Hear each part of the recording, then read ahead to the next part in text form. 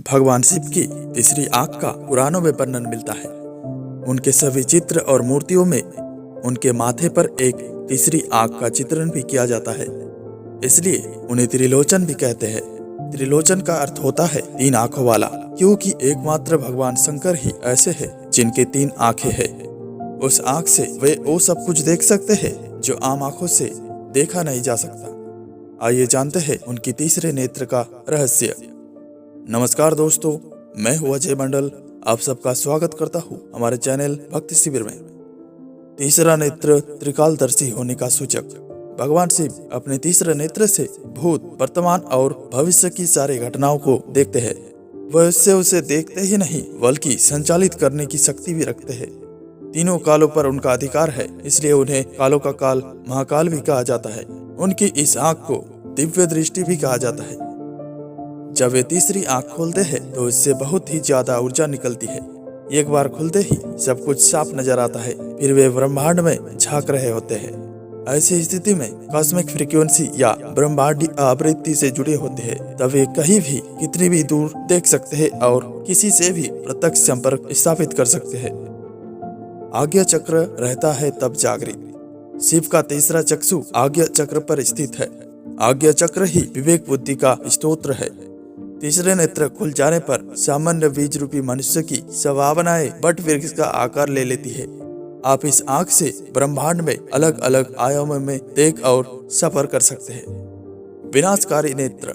मान्यता है शिव जी अपना ये तीसरा नेत्र तब खोलते हैं जबकि उन्हें क्रोध आता है। आंख खोलते ही जो भी सामने होता है वो भस्म हो जाता है। इसका उदाहरण कामदेव है, जिसे उन्होंने भस्म कर दिया था। तीसरे नेत्र की कथा। महाभारत के छठे खंड के अनुशासन पर्व के अनुसार नारद जी बताते हैं कि एक बार भगवान शिव हिमालय पर्वत पर एक सभा कर रहे थे, जिसमें सभी देवता, देवगण, ऋषि और मुनि उपस्थित थे।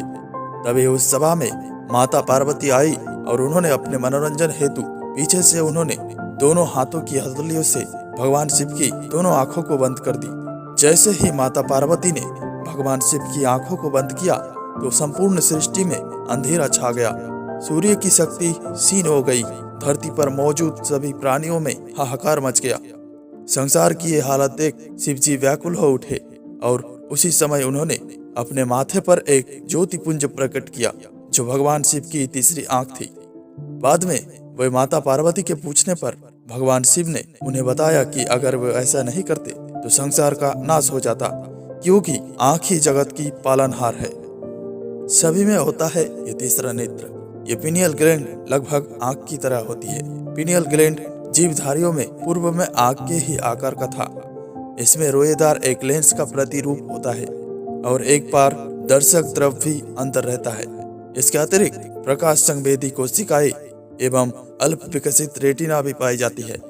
मानव प्राणी में इसका वजन 2 मिलीग्राम होता है। ये मेंढक की खोपड़ी में तथा छिपकलियों में चमड़ी के नीचे पाया जाता है। इन जीव जंतुओं में ये तीसरा नेत्र रंग की पहचान कर सकता है। आदमियों में ये ग्लैंड या ग्रंथि के रूप में परिवर्तित हो गई। इसमें तंत्रिका कोशिकाएं पाई जाती है।